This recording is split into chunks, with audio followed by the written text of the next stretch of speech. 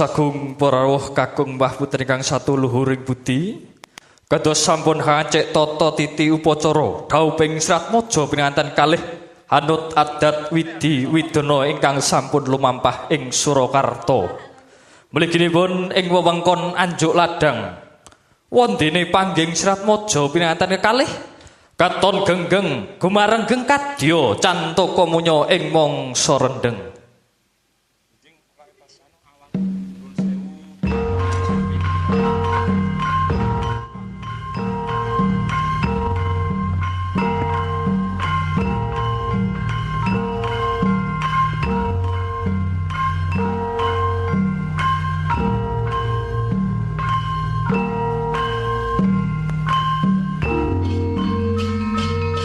Wus dumugi wahyaning mangsa kala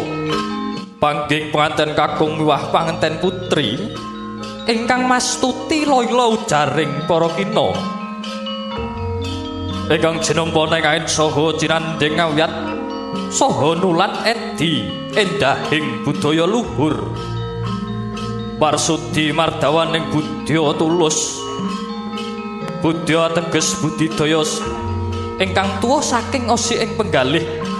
wondene terus mengku werdi saliring pangesti tumujing kautaman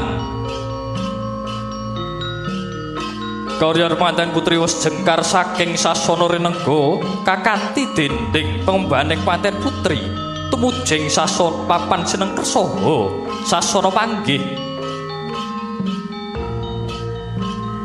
saya caket dene lumaksana panten putri dupi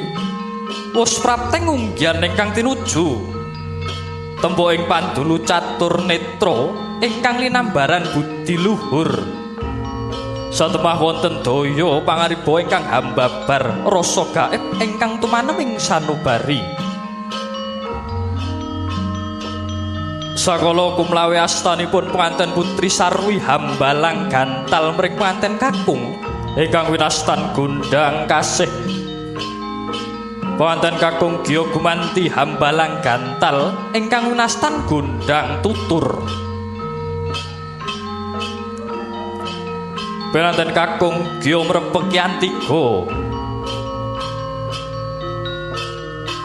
cinaket bokor kencana mangka wadahing sekar setaman sakala Antiga pinidak ing padha pecah sanalika biar tukul wiji dadi gumelaring alam padang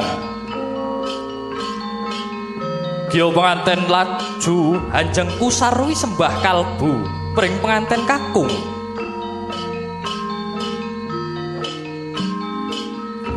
parewuraning sembah kalbu sigra amiji isamparanipun kang raka manggo pralempita hangacali saliring sukerta mugi tulus mulya manggih raharja katon kambang kumambang sekar triwarna mawar melati kantil kang haning jroning bokor kencana yekti punika pinangka pralampita lamun winawar tembung manis lumantar kedaling lati dadya pambukaning karyatama kumantil kantil pardoning netra tumanem tungtunging nala agi-agi pinanganten putri kajunjung derajatipun dening pinanganten kakung laju pinanganten putri hangubengi pinanganten kakung kaping 3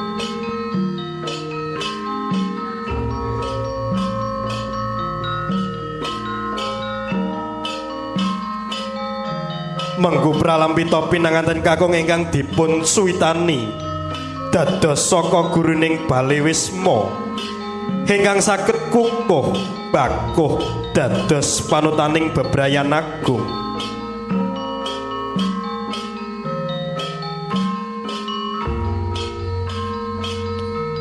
ing sanalika pinanganten kekalih sampun jajar sumanding tanggaping sasmita Domas kelawan Manggala sigra liru kembar maya pinangka syarat sarananing jejangkeping palakrami dauping pinanganten sakloron.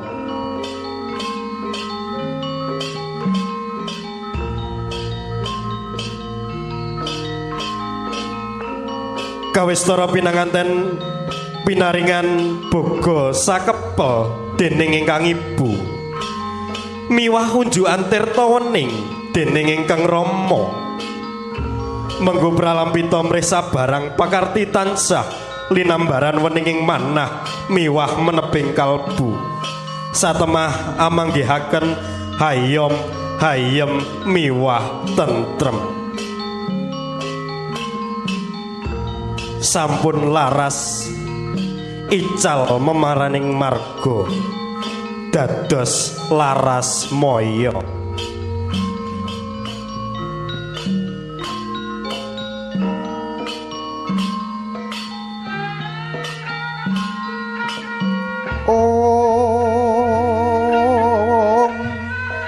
Paripurna panggih penganten sigra sinunguban sindur ingkang awarni rekta dalasan seta dening Rama Ibu. Bermoreh manguswayung amrengang. Pangajaping sedya mugi bebrayaning penganten sarimbit tinuntun ing reh kautaman pinayungan budi rahayu wani marang wedi ing kanistan.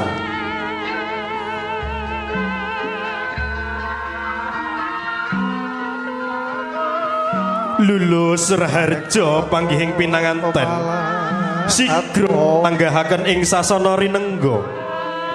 ginarumbyuk dening para kadang ingkang sami hanawung krida sarwi hasesanti rahayu rahayu susila pracaja salwiring gati.